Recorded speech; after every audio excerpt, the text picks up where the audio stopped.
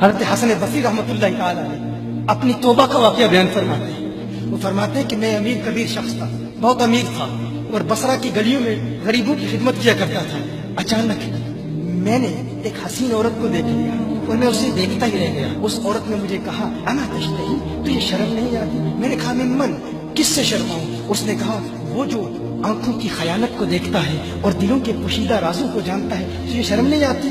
تجھے حیا نہیں آتی؟ کہا اس کا جملہ تو بہت بڑا تھا۔ حسن بصری اپنی توبہ کا واقعہ بیان فرما رہے ہیں۔ فرمایا اس کا جملہ تو بہت بڑا تھا لیکن وہ اتنی حسین تھی، ایسی خوبصورت تھی، میں پھر بھی مسلسل اسے دیکھتا رہا اور دیکھتا ہی رہ گیا۔ اور پھر آخر اس نے کہا کیوں بار بار مجھے دیکھتا ہے؟ میں نے اس عورت کو کہا کہ تیری آنکھیں اتنی خوبصورت ہیں کہ تیری جھیل جیسی آنکھوں میں ڈوبنے کا جی چاہتا ہے۔ اس عورت نے کہا اچھا تو ایسی بات کرتا ہے، تو یہاں انتظار کر۔ وہ عورت اپنے گھر میں چلی جاتی ہے۔ تھوڑی دیر کے بعد کہا میں انتظار کر رہا تھا۔ تھوڑی دیر کے بعد اس کی خادمہ آتی ہے، اس کے ہاتھ میں ایک تشت ہے اور اس تشت کے اندر اس پر ایک کپڑا ہے۔ کہا میں نے کپڑا اٹھایا تو اس میں اس کی 2 آنکھیں تھیں۔ اس نے اپنی 2 آنکھیں نکال کے اپنی خادمہ کو دے دی کہ اس کی وجہ سے اس کا دل دین سے دور ہوا ہے، مجھے یہ آنکھیں نہیں چاہیے۔ کہا اس پر ایک کاغذ تھا، کاغذ پر لکھا ہوا تھا مجھے ایسی آنکھوں کی ضرورت ہی نہیں جس سے ایک مرد فتنے میں مبتلا ہو جائے۔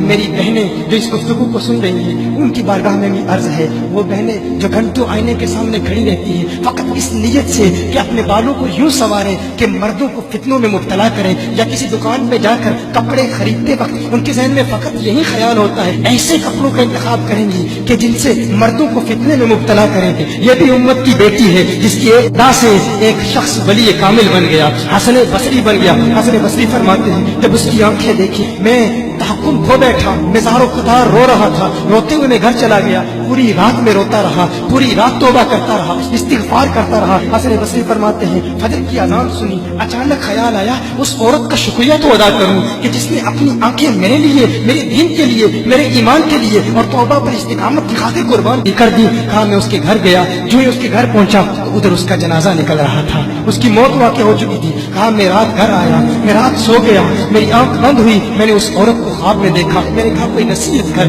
اس عورت نے کہا کہ جب تنہائی میں ہو اللہ کا ذکر کرتے رہو، اور جب صبح کرو تو استغفار کرو، شام کے وقت استغفار کرو۔ کہا میں نے اس وقت توبہ کر لی، ایک عورت میری توبہ کا سبب بنی، ایک عورت کی وجہ سے مجھے توبہ پر استقامت ملی۔ یہی حسن بصری پھر وہ واقعہ بھی آتا ہے، وہ دور بھی آتا ہے، ان کا ڈر کتنا ہے، ان کا تقویٰ کتنا ہے، پرہیزگاری کتنی ہے۔ یہی حسن بصری ایک دن ایک شخص نے حسن بصری رضی اللہ تعالی عنہ سے کہا ہے حسن بصری کیا آپ جانتے ہیں کہ جہنم سے جو شخص سب سے آخر میں جہنم سے نکالا جائے گا اور پھر یا حنانو یا منانو پڑھتا ہوا جہنم سے باہر نکلے گا؟ حسن بصری فرماتے ہیں کاش میں وہ شخص ہوتا، کاش میں وہ شخص ہوتا۔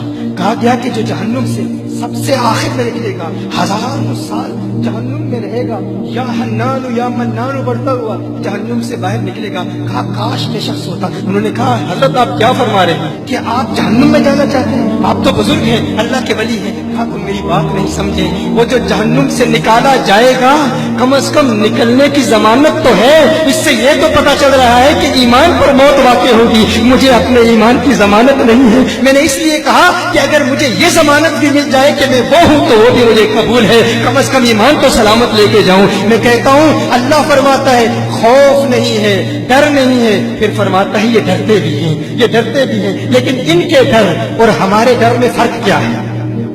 ان کے ڈر اور ہمارے ڈر میں فرق کیا ہے؟ وہ ایک سے ڈرتے ہیں، کسی دوسرے سے نہیں ڈرتے۔ فرق کیا ہے؟ وہ ایک سے ڈرتے ہیں، ایک سے ڈرتے ہیں، کسی دوسرے سے نہیں ڈرتے۔ ہم اس ایک سے نہیں ڈرتے، اسی لیے ہر ایک سے ڈرتے ہیں۔